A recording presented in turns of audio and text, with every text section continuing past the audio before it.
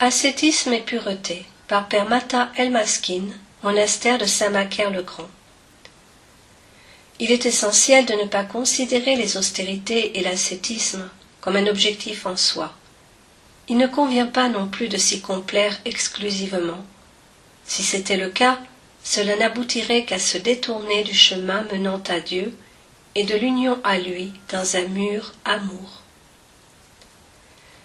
La discipline ascétique n'est pas autre chose qu'un moyen de mortifier le vieil Adam et de crucifier la volonté, c'est-à-dire les passions et les penchants pour l'iniquité.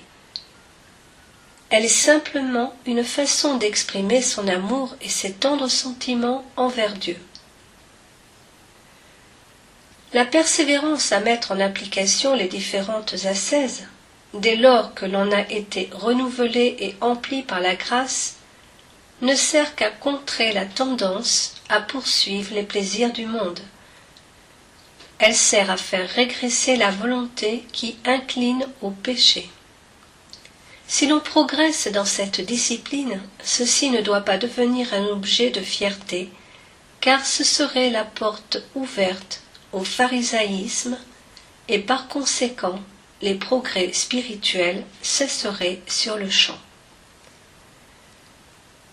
La plus dure des austérités ne peut pas effacer le moindre péché, pas plus qu'elle ne peut diminuer la plus infime transgression commise, si elle est dénuée d'amour envers Dieu ou de l'intercession du don de la grâce, car cela n'est possible que par le sang du Christ. Il ne faut pas que l'ascétisme soit sévère au point d'être cruel pour le corps ou qu'il empêche d'accomplir les activités quotidiennes. L'attention doit être concentrée vers l'intérieur sur la volonté qui pousse à la luxure et au péché, car notre volonté pervertie est avide de ce qui leur appartient.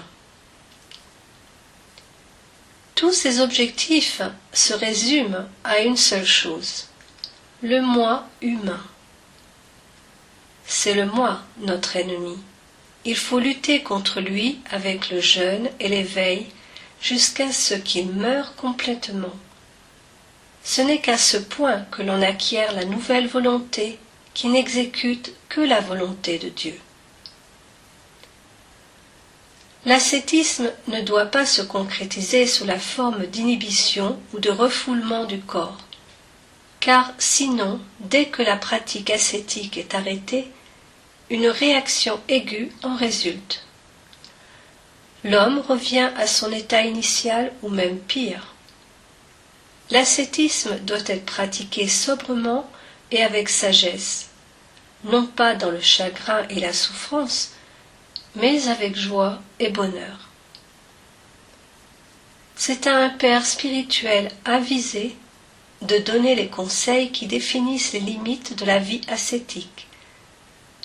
Ceux qui s'y adonnent ne doivent pas rester à un niveau inférieur, ni aller au-delà de leurs capacités, car leur pratique pourrait complètement cesser et le but recherché serait perdu. La discipline ascétique doit commencer en dessous du niveau de capacité et augmenter en se développant jusqu'à ce qu'elle devienne une qualité personnelle naturelle qui constitue alors une part essentielle de la vie. Si la discipline ascétique est dépourvue d'amour et de joie dans le Seigneur, elle tourne en une source de dépression, de mécontentement et de déséquilibre. Elle peut aussi devenir une cause d'orgueil et de pharisaïsme. Beaucoup ont guerroyé et se sont libérés du monde par les austérités les plus dures. Toutefois, comme ils ne se sont pas abandonnés dans les mains de Dieu et en l'action de sa grâce dans la solitude et l'humilité, ils ont été dévoyés. Il s'agit non seulement d'être libérés du monde, mais aussi de soi-même, afin que Dieu puisse nous modeler librement.